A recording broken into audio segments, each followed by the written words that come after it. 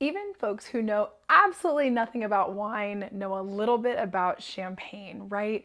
It's one of the most infamous wines made around the world, and this sparkling wine has so many unique factors into what makes it something so incredible. Hi, friends. My name is Sarah, and I'm a certified sommelier and host of the Wine CEO podcast. And this is my mini series on champagne. I had the great opportunity to travel to the Champagne region this last summer for about 2 weeks, and I got to meet some incredible winemakers and industry professionals. And I'm bringing all of my interviews with these folks to you here on the Wine CEO podcast. In addition to listening every Wednesday, you also want to make sure you've subscribed to my YouTube channel. There will be additional content there around travel tips, regional information, and so much more. And you also want to follow me on social media at the Wine CEO over on Instagram. Now let's go ahead and dive into today's episode in this mini series on the Wine CEO podcast about champagne.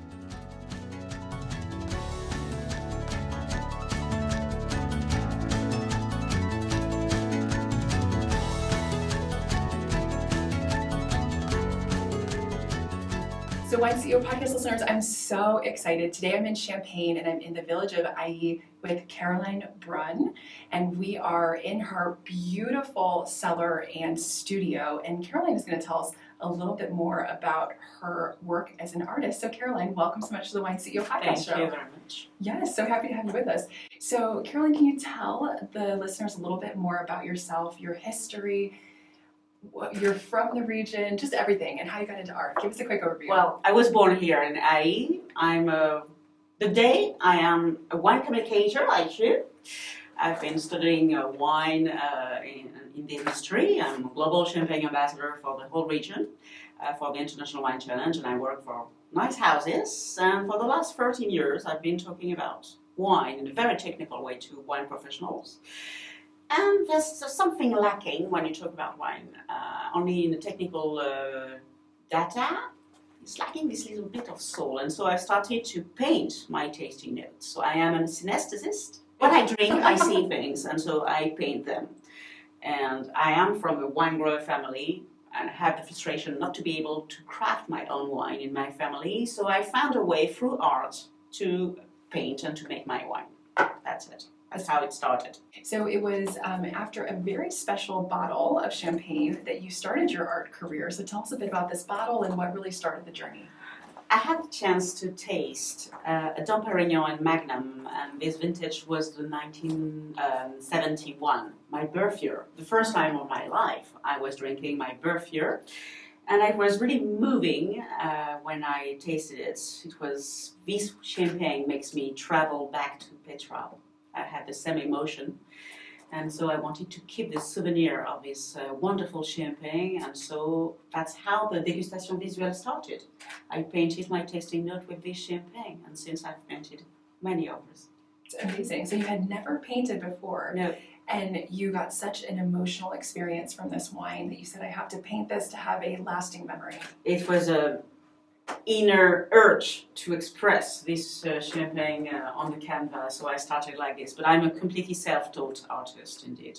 That's incredible. And then your journey from there. So obviously it was difficult to start. It sounds like the artist community did not embrace you as much here in Champagne. Luckily, yes. Right. I haven't studied art, so I was a newcomer in the art world in Champagne region. So yes, I've been turned away and looked at the beginning. Who was I to dare to call me an artist? I didn't feel myself as an artist until I won a prize in Italy in 21. But yes, I've been turned away. So yeah, it's funny. It's funny. It is funny. Well, it's beautiful to see how far you've come now. So this is the cellar under your house. Yes. And this is where all the painting began, right? Yeah. This dark cellar. So walk us through your process. When you taste a wine, what are you thinking of? What makes you feel inspired? And then how do you go through the process of deciding oil versus acrylic? Or First of all, the wine has to be good. I can't paint a wine I don't like. So when the wine has depth, has a nice energy, when it has a nice personality, I can paint it. And so it's what I transfer in my art. The sunshine of Napa Valley here, the cold wind and the terroir is expressed with the colors and the powerfulness of the expression of Napa Valley here. But on this one, it's the very refined iodine notes that you have and the fantastic balance. So yes, I paint most of the time with lines like this to express the long aftertaste of wine. So it's it's the expression of the grape varieties, is the aromatic expression which can inspire me, but most of the time it's the texture. And when you mentioned texture, Yes. as you've walked us around your studio, you've pointed out different pieces of the winemaking process that you've integrated into the paintings, right, for sustainability. My art is my way to craft wine. So as a grower, I use things used by growers in their winemaking process. So yes, I upcycle residues of wine production in my art. So like this, what I paint is really connected with my art, and they have the same DNA. And so that's why it's touching the oenologist or the art people, because there's a real inside story of my art. There's a reconnection, there's a nice connection. And if, for example, I paint a wine from a biodynamist, a grower, I will do like him in his winemaking process, or I will do infusions of herbs, of plants that I'm going to integrate in my art. Yes. I love that. You showed us a piece earlier that had saffron in it. Yeah. Because you tasted saffron in Yeah. the wine, and it Yeah. had this beautiful red saffron and orange hues. And so I love that you're using physical items in the art to show the texture, because you're right, wine has texture, right? Yeah. And when we perceive wine, we can really perceive that texture.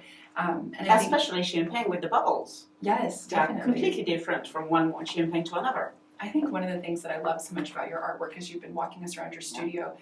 You're helping explain wine in a really approachable way. And I think wine for some can feel intimidating, right? And that's here on the Wine CEO podcast, we talk all the time about making wine more approachable for consumers. And I love that you can show someone a piece of art and explain what they can taste in that wine and experience through this beautiful piece of art. Yes, I've noticed in my wine communication career that a lot of people are afraid of wine, and so people are not afraid of colors. It's true. And having something visual when tasting gives another dimension both to the wine and both to the art, and helps to have a nicer comprehension and easier comprehension.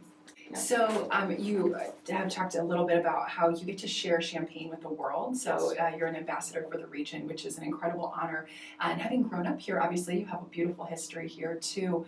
So if you were just to tell someone who maybe doesn't know much about Champagne, why this region is so special, why you love it so much, and maybe what they can experience is that Champagne is more than just something to pull out on New Year's Eve. Oh yes, well, champagne. We drink champagne every day nearly here. It's the local drink, so for us it's easy to drink. Every family is connected with wine.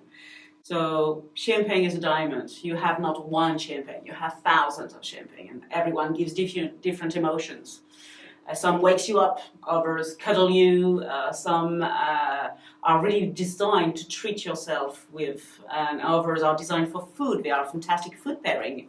So yes, you have an entire world to discover when you come into Champagne region. We have here access to much more champagnes that you have in the States.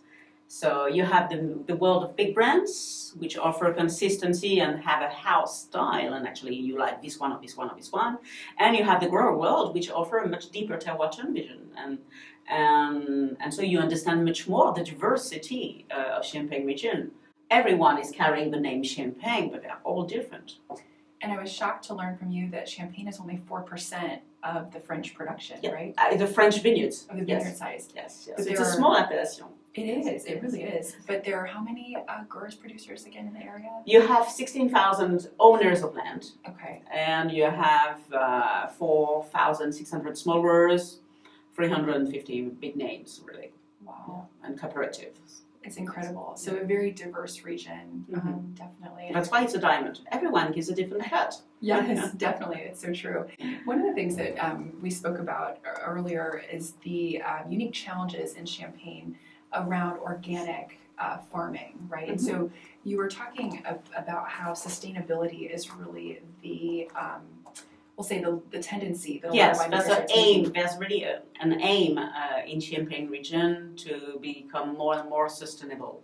We have a huge social a pressure to become organic. But here in Champagne, we are the northernmost region of France. It rains a lot. We have a high pressure disease, so sustainability is the key word really to find the perfect balance between the two extremes of chemie and organic. Yeah. And I think you shared that the history of the region was challenging because in years where there weren't chemicals, right, hundreds of years ago, there was no crop, right? That's People it. were starving. That's why being a grower at that time was the worst job you could do. You were very poor. Yeah. Everyone has forgotten that now because the champagne is so luxurious nowadays, but it was not the case in the past. For the owner of land, for the growers, they were very poor. The yield were very low, yes. Yeah, I think because of the rain, it's something to keep in mind because I think there's this overarching pressure, maybe globally, but definitely in some regions, for forcing winemakers to look more organic or biodynamic in their practices. But you have to remember, especially as a consumer, every region has its own unique challenges, right? The weather, the pests in the region. There are so many things that could make it very difficult to not use certain protective measures to ensure that you have a crop. If you don't have a crop, you don't make money, right? And that's why you can see the genius of humanity on facing very, very difficult moments and weather and condition. Humans have have managed to craft a fantastic wine. And so for me, champagne is the analogy of life. Tough moment, be mature in the dark, and to shine after, and to be bright. Yes. That's beautiful. Yeah. I love that. So we veered off of the artwork for a minute. So it sounds like right now what you've been doing is doing a lot of commissioned pieces for some large wineries. And more, yes. Yeah, tasting rooms and things like that. Yes. So if anyone wanted to be able to experience your art and they were coming to the region, what would that look like? They have to find me. I'm known by word of mouth, really. So it's a boutique gallery, and I receive in a tailor-made but cool way to have the time to explain my art and my philosophy. But yes, and anyone can come. You just have to contact me. That's all. Okay, wonderful. And I'll make sure I have your contact information in the show notes for everyone. So your pieces are for sale. They're not just commission work. No, they are for sale. Yeah. Okay, wonderful. Some I don't want to sell because they are so precious for me. I put so much heart in them. Sure. But yes, they are for sale. Yes, and now I'm spreading my little sparkles with my art on the 5th continent. Amazing. Yeah. What I love too is that each piece of art is specifically correlated to a single wine, right? So it's not that you have a piece of painting. A tasting moment. Ah, okay. Or a tasting moment. Sometimes you taste a wine and you have, it is the atmosphere of the tasting that overpower the wine also sometimes. Okay, very cool. So it's really your perception. Yes. Whether it's a wine or a tasting moment, you're able to experience that emotion and then put it onto canvas for others to enjoy.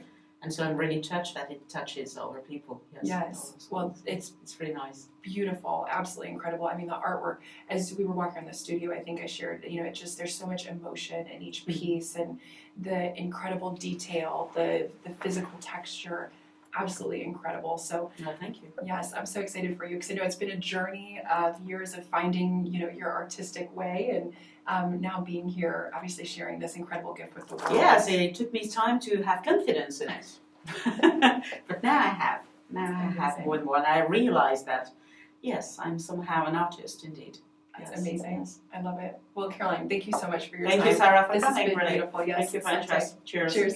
Cheers. Cheers to you. All right, friends, I hope you enjoyed today's episode. If you learned something new, don't forget to like and share this episode with a friend. If you're listening on Apple Podcasts or Spotify, I would love if you could take a moment and give me a review. It's one of the best ways for new folks to learn about the Wine CEO podcast. If you're listening on YouTube, I would love if you could subscribe to my channel. Drop a comment below. Let me know what you learned in today's episode, what you loved about this. The best way for more folks to learn about the Wine CEO podcast is by word of mouth. So I would so appreciate if you could share this episode and my channel with a friend.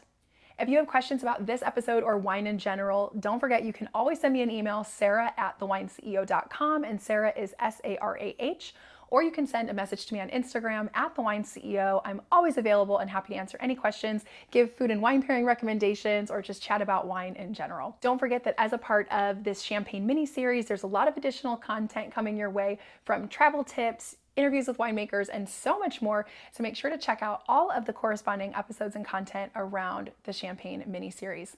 Until next week, friends, I hope you drink something new and delicious. Maybe check out a new champagne you haven't had before. And I will catch you next Wednesday in the Wine CEO podcast.